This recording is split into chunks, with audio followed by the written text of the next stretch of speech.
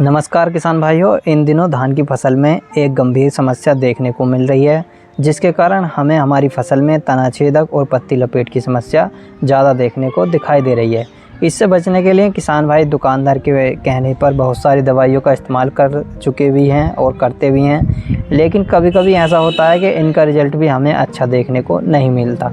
तो आज हम इसी विषय के ऊपर बात करेंगे कि हम अपनी धान की फसल में तनाछेदक और पत्ती लपेट सुंडी की पहचान कैसे करें, इससे बचने के लिए किन किन दवाइयों का इस्तेमाल करना चाहिए, प्रिवेंटिव में क्या लगाएं और सुंडी लगने पर क्या लगाना चाहिए, जिससे हमें अच्छे रिजल्ट देखने को मिल सकें। तो बने रहे वीडियो में लास्ट तक ताकि आपको पूरी जानकारी अच्छे से मिल सके।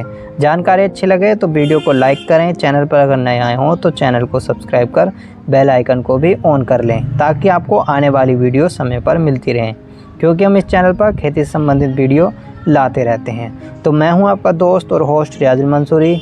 चलिए शुरू करते हैं। तो किसान साथियों, तनाछेदक और पत्ता लपेट, जिसको हम स्टेम बोरर और लीफ फोल्डर के नाम से भी जानते हैं, ये धान की फसल में लगने वाले मुख्य कीट हैं। यह हमारी फसल में हर साल अटैक करते हैं, लेकिन कुछ जगहों पर ज़्यादा वर्षा होने के कारण इसकी समस्या ज़्यादा देखने को मिल रही है इस बार। तो आइए सबसे पहले बात कर लेते हैं इसकी पहचान की, यानी हम इसकी पहचान किस प्रकार कर सकते हैं। तो सबसे पहले हम बात कर लेते हैं पत्ता लपेट सुंडी की। तो जब आप अपनी फसल में देखेंगे कि पौधे की जो पत्तियां होती हैं उसके ऊपर सफ़ेद कलर के धब्बे दिखाई देते हैं, जो कि सुंडी द्वारा खा लिए जाते हैं। सुंडी इनको खुरच कर खाती है और इसके अलावा पत्ती पूरी तरीके से मुड़ी हुई दिखाई देती है। और जब आप इसको खोल कर देखेंगे तब इसके अंदर आपको सिलाई की तरह लिपटी हुई होगी और इसके अंदर आपको सुंडी निकलती है, यानी हरे कलर की सुंडी इसके अंदर आपको निकलती हुई दिखाई देगी। इस तरह से इसको आप आसानी से पहचान सकते हैं। और वहीं अगर बात की जाए तनाछेदक सुंडी की, तो इसकी पहचान के लिए जब आप अपनी फसल में जाकर देखेंगे कि शुरुआती अवस्था में आपको पौधे की गोंद सूखी हुई दिखाई देगी। उसके बाद जब आपकी फसल में जब बालियाँ निकलनी शुरू हो जाएंगी, तब आपकी फसल में जिन पौधों में सुंडी का अटैक होता है, यानी तनाछेदक का अटैक हुआ होता है, उसके अंदर से सूखी हुई बाल निकलती है जिसमें दाने नहीं पड़ते। और जब आप उस बाली को खींचेंगे तो वह बाली आसानी से खींचकर आ जाती है और उसके बीच में से चीरने के पश्चात आपको उसके अंदर तनाछेदक सुंडी बैठी हुई दिखाई देगी। तो दोस्तों, इन तरीके से आप इसकी पहचान कर सकते हैं। और अगर बात करें इसके अटैक की, तो यह हमारी फसल में सबसे पहले तितली के आकार में दिखाई देती है, यानी जब हम अपनी फसल में देखते हैं तो सबसे पहले तनाछेदक पत्ता लपेट सुंडी की एक अडल्ट फीमेल यानी सुंडी दिखाई देती है, जो कि हमारी फसल में पौधों की पत्तियों पर अपने अंडे देती है, जो इस प्रकार जो कि एक गुच्छे के आकार के होते हैं, यानी एक गुच्छे में जाल से ढके हुए बहुत सारे अंडे देती है और उसको जाल के द्वारा हमारे पौधे की पत्ती पर चिपका देती है।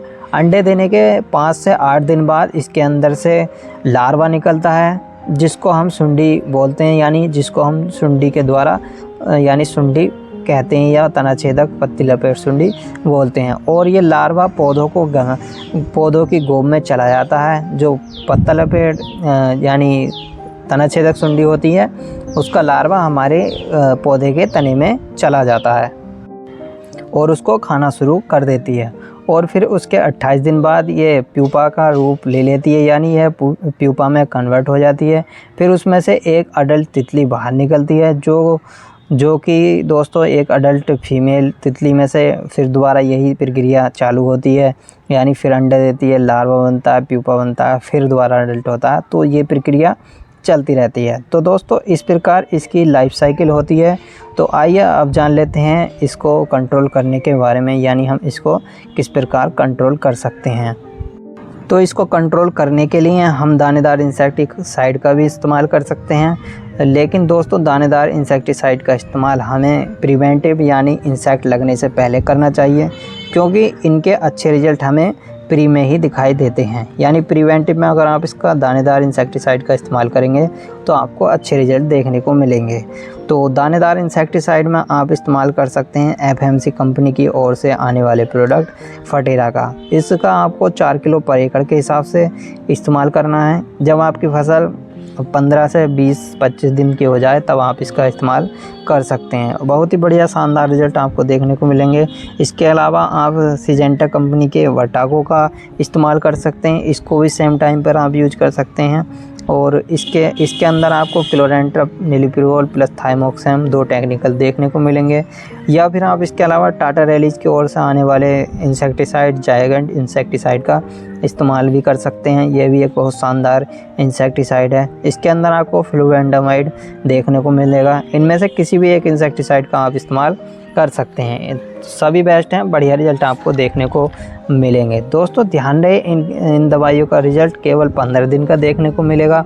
यानी अगर आपके खेत में आप डालते हैं इसको तो आपके 15 दिन तक सुंडी का अटैक नहीं होगा। अगर 15 दिन के बाद आपके खेत में कोई दिक्कत आती है तो वो आ सकती है, आप कोई ऐसी बात नहीं है।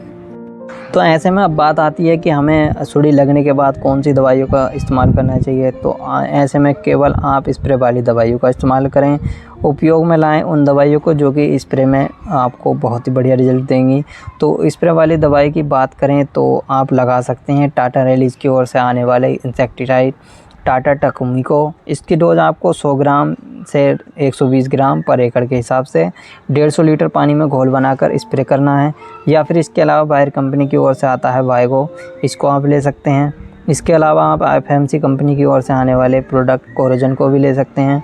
कोरोजन को आपको 60 ml लेना है और वाइगो अगर आप ले रहे हैं तो उसको 100 ml पर एकड़ के हिसाब से लेना है। इन तीनों में से किसी भी एक दवाई का आप इस्तेमाल कर सकते हैं। तो ये तीनों को बहुत ही बढ़िया रिजल्ट देखने को मिलेगा। फिर उसके बाद आप इसका इस्तेमाल अपनी और भी फसलों में कर सकते हैं। जिसका आपको अच्छा रिजल्ट मिले उसका आप इस्तेमाल कर सकते हैं। तो दोस्तों निश्चित ही आपको बहुत ही शानदार रिजल्ट देखने को मिलेंगे अगर आप इनमें से किसी भी एक दवाई का इस्तेमाल कर सकते हैं। तो यही था आज की वीडियो में। वीडियो कैसी लगी, वीडियो अच्छी लगी हो तो वीडियो को लाइक करें। अगर चैनल पर नए आए हो तो चैनल को सब्सक्राइब कर बेल आइकन को भी ऑन कर लें, क्योंकि हम इस चैनल पर खेती से संबंधित वीडियो लाते रहते हैं। मिलते हैं किसी और वीडियो में किसी और नए टॉपिक के साथ। तब तक के लिए जय हिंद दोस्तों।